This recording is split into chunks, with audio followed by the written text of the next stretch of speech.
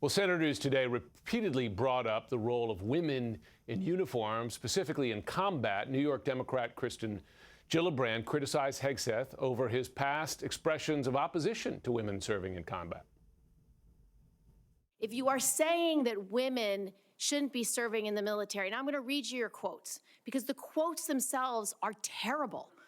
You will have to change how you see women to do this job well, and I don't know if you are capable of that. You've denigrated active duty service members. We have hundreds of women who are currently in the infantry, lethal members of our military serving in the infantry, but you degrade them. You say, we need moms, but not in the military, especially in combat units. I have never disparaged women serving in the military. I respect every single female service member that has put on the uniform, past and present.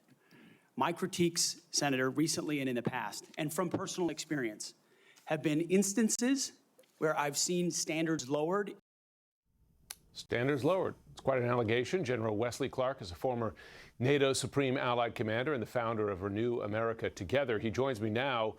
Good to have you on, sir. I wonder when you hear that, I mean, he's saying that women got in because standards were lowered.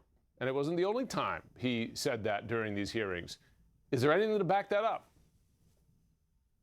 No, but you hear talk like that a lot. And, you know, I want to say this, Jim, you know, Pete Hegseth has been down, you know, with the units, and you hear a lot of things in units.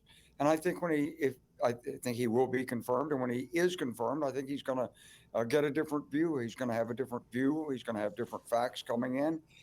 And I think his opinions will change. But I always think that our leadership is very careful to set the right standards and do it in a way that maintains the effectiveness of our armed forces. And I think our armed forces are effective. I heard a lot in this hearing of culture war issues, which has, of course, been one of his favorite topics, about a woke military, etc. I heard very little discussion of what the Pentagon identifies as the greatest threats to U.S. national security: Russia, China, North Korea, Iran. He was not pressed on how he would lead the Pentagon against those threats or put America in a better position against those threats. Is that a failure of a hearing for the nominee to lead the largest military in the world? Well, I think the senators should have asked these questions.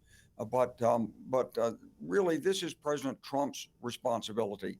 He's going to set the policy direction for the United States, and that's been made very clear by President Trump.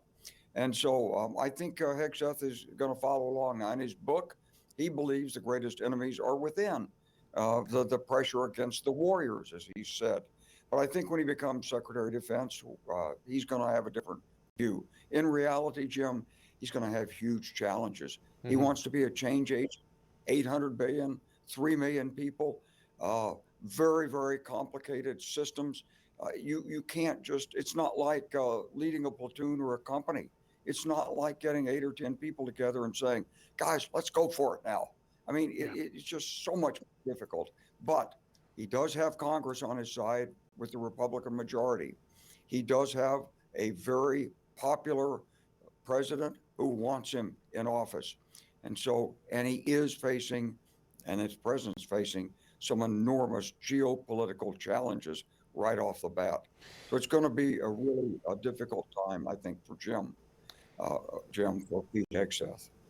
Let me ask you this, because the personal allegations about the drinking, the infidelity, even allegations which he denies of sexual assault, you know, having served in uniform, that the standards for uniformed members of the military are quite high, and that those behaviors, you would likely be drummed out of the force for those behaviors if you were in uniform. What does that mean for the respect of the people in that building, the 3 million people serving in the U.S. military more broadly, to have someone with those allegations against him serving at a leadership position at the top of the organization? Well, it's going to certainly raise doubts in the minds, especially of the senior leaders who are very confident, very sensitive to these kinds of allegations, and have been through these things. But I think, you know, he's going to be the Secretary of Defense. It's the law of the land. They're going to give him the benefit of the doubt. They're going to watch. They're going to keep their concerns to themselves. And I think they're going to hope that he does a good job. We all want an effective, strong Secretary of Defense. General Wesley Clark, thanks so much as always for joining. Thank you, Jim.